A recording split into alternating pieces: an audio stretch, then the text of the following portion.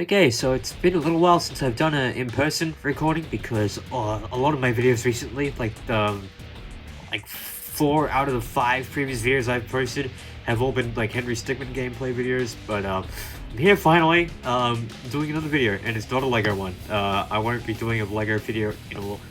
Well, I have a Lego set that I bought the other day. I could probably review that, but it won't be a really short video since it's a really small set. But not talking about Lego for now. We're talking about this thing that I found. It is the Sonic and DC crossover, Shadow and Batman in 2-pack, 2.5-inch for Shadow. So yeah, I just found this because, well, a little funny little thing about the JacksPacific Sonic figures specifically. I've never seen one in Australia in my entire life. Like, I don't know, it's been impossible to find these, and I just found this one, like, today.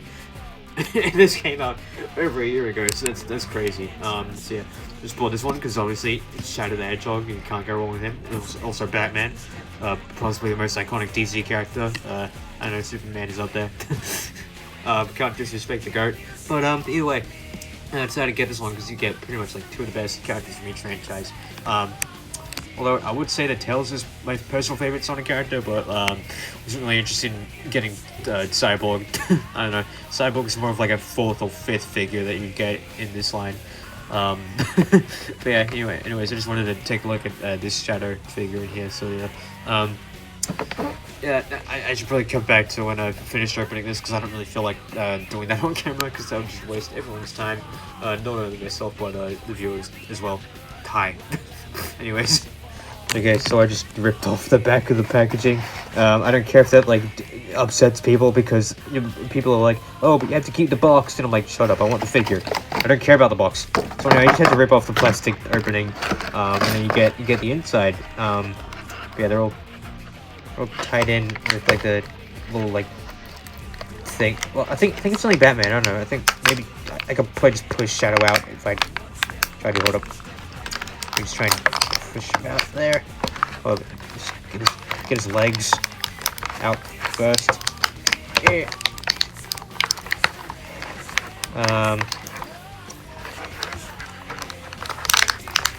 Get out. I don't wanna break him. I'm really scared to, but just chilling.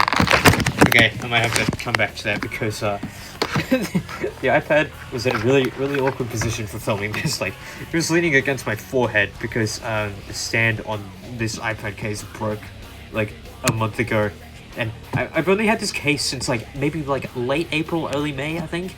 And the kickstand already broke, and like I didn't even like do that much stress on it. Like, I just tried to pull it down like I usually do, so I could set it up for something, and yeah, it just broke apart my hand. So yeah.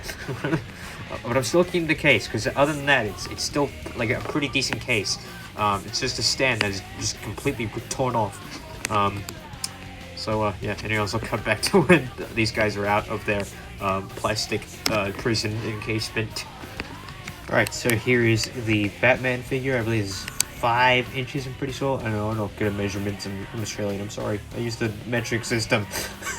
Why do we have 2 entirely separate systems for measuring stuff? What the hell's going on, guys? So yeah, the articulation for this one is pretty impressive. I believe it said 27 points of articulation. So yeah, hold on, just pop the camera down for a second. So yeah, we have a little bit of head swivel. I don't think it's on a ball joint. It's just like molded into like a socket on the head, on the torso. Have a bit of ab crunch going there. Sort of like crunching the chest for a little bit of articulation there.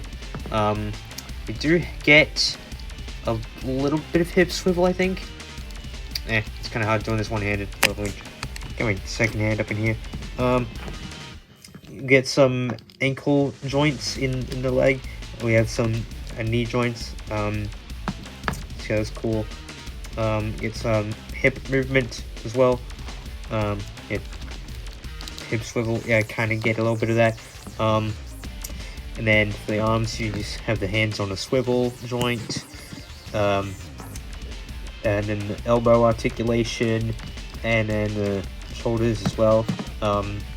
Yeah, a really pretty good design. So yeah, it's obviously the classic Comics design. I don't know which run it is from. I'm not too knowledgeable in DC.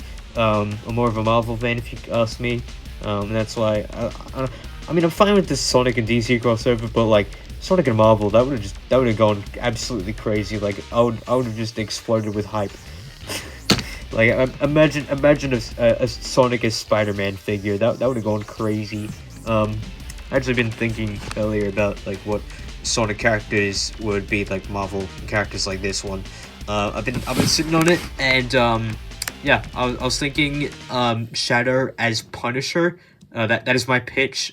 If you ask me, Shadow and Frank Castle are pretty similar characters. I don't know. I've been like sitting on that idea, like just stewing on it over like the past hour, and yeah, I could see Shadow as Punisher working. Like that definitely seems fair.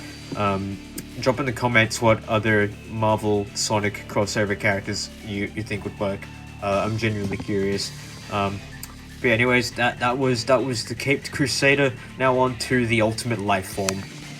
I am vengeance. I am the night. I am Shadow the Hedgehog. This is who I am. So yeah, that was my best Jason Griffith Shadow 2005 voice. I hope you like it. So yeah, this guy is just absolutely amazing. Just look at the detail on this guy. I don't care that it's 2.5 inches. It's still awesome. First of all, looking at the back, we have the cape on the back. So yeah, that's really cool. Nice purple design. And yeah, underneath, he does have the 2 quills in the tail, but you can't remove the cape, unfortunately. But you still kind of see the outline of the quills in the back, because you know the cape like kind of like ruffles like on the sides where his quills would be. So yeah, that's pretty cool. Yeah, he's the bat logo on his chest there, and then he has the yeah, he has the that's the sentence. Yeah, only 5 points of articulation, just the head swivel. His legs can like move only at like 90 degrees, I believe that's the limit. So yeah, there he is doing his epic kick silver in the back of the head move. It has some detail on the bottom of the shoe, like the jet boots, air shoes, or whatever they're called in Sonic Prime. I forgot. That was a terrible show, if you ask me. Yeah, and then what the arms, no wrist or elbow articulation, but they can move at the shoulders. So yeah, I kind of make his arm go out like that. I'm just making him go on an absolutely crazy pose right now. That is crazy. Crazy. I was crazy once. I looked me in a room. It was just a regular room, and there were no rats, but I still went crazy. But where is this bit going? I'm stupid. Well, I may not have gotten crazy in a rubber room, but I sure did go crazy in the back of a room. I don't know, that might just be the way I'm wired. Yeah, there's 2 backrooms references I've made in videos that are in no way tied to the backrooms. What am I doing? So, I don't know, that's just a really good movie, and I just really want to talk about it, I guess. I don't know. But yeah, overall, these 2 pretty good figures. I don't know if I'll get the other 2 packs, because I don't know, I don't really care too much about like Green Lantern to get a silver. I don't know, I might just get like little blind bags. I think there's like little cheat codes that you can do that like tell you who's in the bag, like with specific numbering, I guess. I don't know. I'll just have to find those. I mean, I'm lucky I found these ones. But yeah. And also, I just wanted to mention that the scaling between these 2 is very, very accurate and close to not only in the comic but also like in universe, because Shadow is like canonically 3'3" or something. And then something with Batman is that I looked up the height of every single Batman actors and just like even them out to end up at 6 feet as the average. So yeah, and if you want to know which Batman actors were 6 feet, it is Christian Bale and Val Kilmer.